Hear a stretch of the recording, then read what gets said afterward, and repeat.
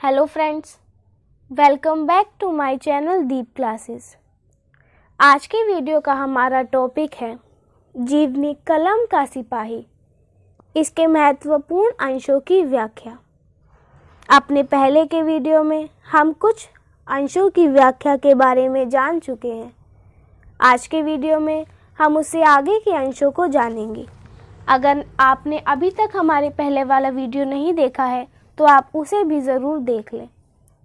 हमारा आज का वीडियो स्टार्ट करने से पहले अगर आपने अभी तक हमारे चैनल को सब्सक्राइब नहीं किया है तो इसे सब्सक्राइब कर लें, जिससे हमारे सभी वीडियो के नोटिफिकेशंस आप तक पहुंच सके। साथ ही MHD से रिलेटेड अदर वीडियोस के लिए आप हमारे चैनल की प्लेलिस्ट में जाकर भी उन्हें देख सकते हैं। तो चलिए अब बिना देरी किए हम अपना आज का टॉपिक स्टार्ट करते हैं। आज के वीडियो का हमारा पहला अंश है सांप्रदायिकता। सदैव संस्कृति की दुहाई दिया करती है, उसे अपने असली रूप में निकलते शायद लज्जा आती है। इसीलिए वह उस गधों की भांति जो सिंह की खाल ओढ़कर जंगल के जानवरों पर रौब जमाता फिरता है, संस्कृति का खोल चढ़ाकर आती है। हिंदू अपनी संस्कृति को कयामत तक सुरक्षित रखना चाहता है। मुसलमान अपनी संस्कृति को, दोनों ही अभी तक अपनी अपनी संस्कृति को अछूती समझ रहे हैं। यह भूल गए हैं कि अब ना कहीं मुस्लिम संस्कृति है और ना ही हिंदू संस्कृति, ना कोई अन्य संस्कृति। अब संसार में केवल एक संस्कृति है और वह है आर्थिक संस्कृति। मगर हम आज भी हिंदू और मुस्लिम संस्कृति का रोना रोए चले जाते हैं। हालांकि संस्कृति का धर्म से कोई संबंध नहीं। इस अंश के प्रसंग को देखें तो यह गद्यांश अमृत राय द्वारा लिखी गई प्रेमचंद की जीवनी कलम का सिपाही से लिया गया है। प्रेमचंद सांप्रदायिक विद्वेष, मनमुटाव और झगड़ों को भारत की आज़ादी के मार्ग में सबसे बड़ा रोड़ा मानते हैं। अपने इस विचार को उन्होंने 15 जनवरी 1934 के जागरण नामक पत्र में प्रकाशित किया था। इस अंश की व्याख्या देखें। धर्म, मजहब, संप्रदाय संकीर्ण और संकुचित विचार वाले होते हैं। उनमें सहनशीलता, दूसरों को समझने की प्रवृत्ति और उदारता नहीं होती, अतः वे आपस में झगड़ते रहते हैं। सांप्रदायिक झगड़े होते हैं। निरीह, निपराध लोगों का खून बहाया जाता है, संपत्ति नष्ट होती है। भारत में अंग्रेजी सरकार की शह पर हिंदू मुसलमान इसी अंधी धार्मिकता के कारण परस्पर लड़ते झगड़ते रहे, एक दूसरे का खून बहाते रहे। यह संप्रदाय अपनी इसी नासमझी कमजोरी को समझते हैं, पर बदनामी से बचने के लिए मूर्ख, काहिल, ना समझ ना समझे जाएं। इसलिए कहते हैं कि हम अपनी प्राचीन संस्कृति की रक्षा के लिए लड़ रहे हैं। हिंदू कहते हैं उनकी आर्य संस्कृति सबसे प्राचीन है और मुसलमान हिंदुओं पर अपनी इस्लामी संस्कृति थोपकर हिंदुओं का अस्तित्व ही मिटाना चाहते हैं। उन्हें मुसलमानों से यही भय है।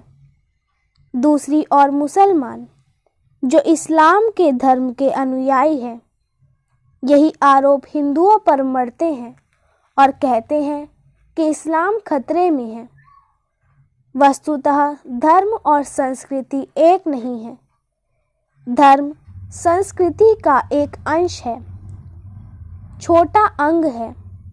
इन लोगों का आचरण उस गधे की तरह है जो रौब जमाने, दूसरों को धोखा देने, दूसरों को मूर्ख बनाने के लिए शेर की खाल ओढ़कर जंगल में निकलता है और स्वयं को शेर कहकर सब पर धौंस जमाना चाहता है।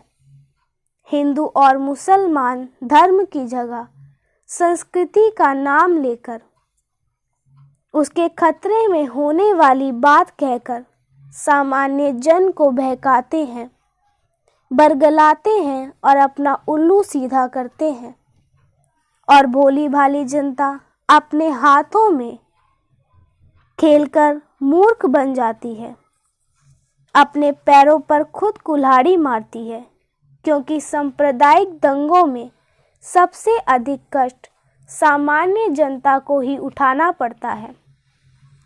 धार्मिक नेता तो जनता को गुमराह कर, उन्हें भड़काकर, उत्तेजित कर, आग में घी झोंककर स्वयं सुरक्षित जगहों में छिप जाते हैं। हिंदू और मुसलमान दोनों समझते हैं, कहते फिरते हैं कि दोनों की संस्कृति विशुद्ध है, उनमें कोई मिलावट नहीं, उस पर किसी अन्य संस्कृति का प्रभाव नहीं पड़ा है। पर यह भय है, मिथ्या विचार है, क्योंकि कोई भी संस्कृति कभी भी विशुद्ध नहीं होती। समय के साथ साथ दूसरों के संपर्क में आने पर, आदान प्रदान होने पर वह अन्य संस्कृतियों से प्रभावित होती है। हिंदू और मुसलमान हजारों वर्षों से एक दूसरे के संपर्क में रहते आए हैं और दोनों ने एक दूसरे से कुछ ना कुछ ग्रहण किया है। अतः ना हिंदू संस्कृति विशुद्ध है और ना इस्लामी संस्कृति।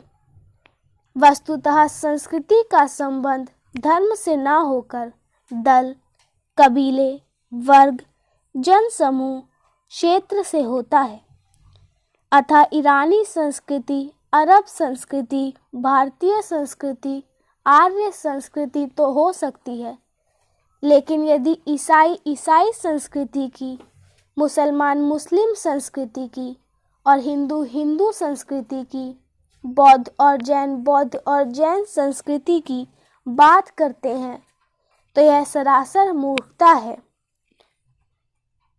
वस्तुतः आज संस्कृति का मूल आधार पूंजी है, अर्थव्यवस्था है। इस अंश की विशेषता देखें। पहला, मुहावरों तथा लोकोक्तियों का प्रयोग करके बात को समझाने का प्रयास किया गया है। दूसरा, मार्क्सवादी विचारधारा का प्रभाव झलकता है। इसका नेक्स्ट अंश देखें। संघ लेखकों को स्वत्व की रक्षा करेगा, लेकिन कैसे? कुछ सज्जनों का विचार है कि लेखक संघ उसी तरह लेखकों के हितों और अधिकारों की रक्षा करे जैसे अन्य मजदूर संघ अपने सदस्यों की रक्षा करते हैं, क्योंकि लेखक भी मजदूर ही है, यद्यपि वह हथौड़े और बसूले से काम ना करके कलम से काम करते हैं, और लेखक मजदूर है तो प्रकाशक पूंजीपति हुए। इस तरह यह संघ लेखकों को प्रकाशकों की लूट से बचाए और यही उसका मुख्य काम हो। कुछ अन्य सज्जनों का मत है कि लेखक संघ को पूंजी खड़ी करके एक विशाल सहकारी प्रकाशन संस्था बनाना चाहिए, जिससे वह लेखक को उसकी मजदूरी का ज़्यादा उजरत दे सके। इस अंश के प्रसंग को देखें। यह गद्यांश अमृत राय द्वारा लिखी गई प्रेमचंद की जीवनी कलम का सिपाही से लिया गया है। प्रेमचंद को अनेक चिंताएं सताती रही थी।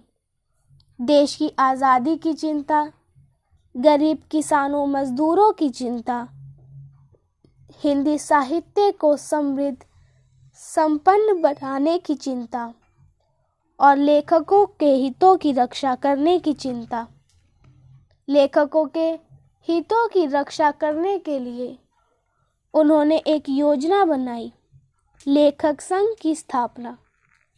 इस संबंध में उन्होंने अपने मित्रों, सहयोगियों से परामर्श किया। सबकी अपनी अपनी राय थी। इसी पर उन्होंने अपने पत्र हंस में टिप्पणी लिखी। इस अंश की व्याख्या देखें। लेखक संघ का उद्देश्य है लेखकों, उदीयमानों साहित्यकारों के अधिकारों की रक्षा करना, उनके हितों का ध्यान रखना, उन्हें प्रकाशकों के शोषण से मुक्त कराना, उनकी रचनाओं का प्रकाशन करना, उनके लिए उचित पारिश्रमिक दिलवाना। पर यह सब कार्य कैसे हों, इसके संबंध में अलग अलग मत हैं।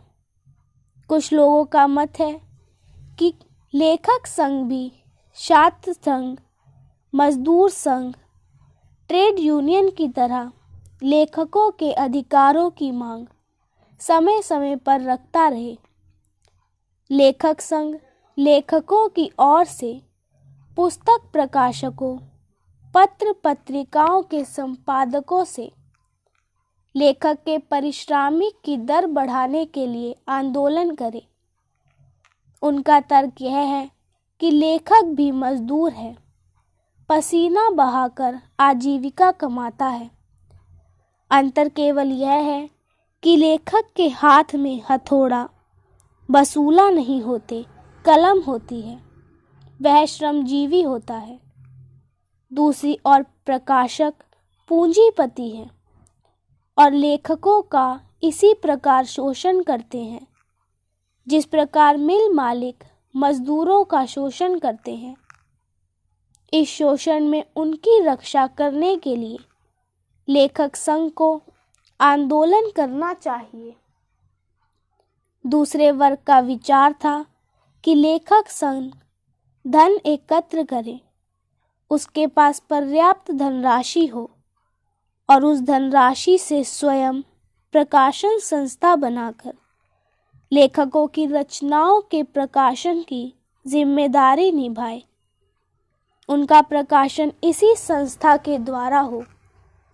लेखकों को दूसरे प्रकाशकों या प्रकाशन संस्थाओं का दरवाज़ा न खटखटाना पड़े।